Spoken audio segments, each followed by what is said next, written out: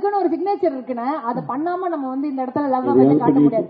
ஆனா 2 பேருக்கு ஒரு ரூபா கொடுக்கணும். பிரியங்கா அவங்க எல்லாம் எவ்வளவு நாகரிகமா நடந்துட்டாங்க.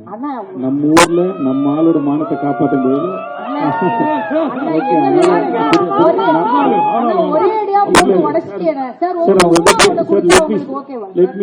let me speak.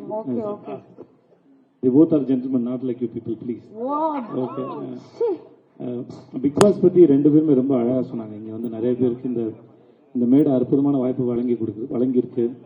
இங்க மனுஷனோட மைண்டை இன்ட்ராக்ட் பண்ண வைக்குது. மனுஷன் யாருன்னு தெரியுது.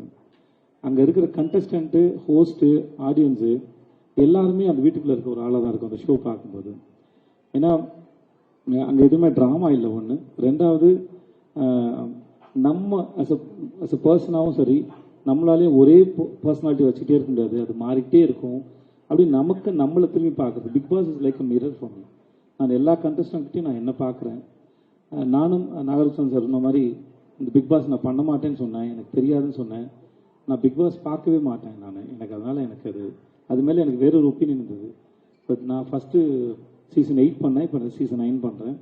நான் அங்கே போனதுக்கப்புறம் அது ஒரு பெரிய ஒரு சிறந்த புத்தகம் மனிதனை படிக்கிறதுன்னு நினைக்கிறேன். அங்கே இருக்க நிறைய மனிதர்களையும் அது பண்ணுற அந்த டாஸ்க் மூலம், பிஹேவியர் மூலம் நானும் நிறையா லேர்ன் பண்ணிட்டு இருக்கேன்.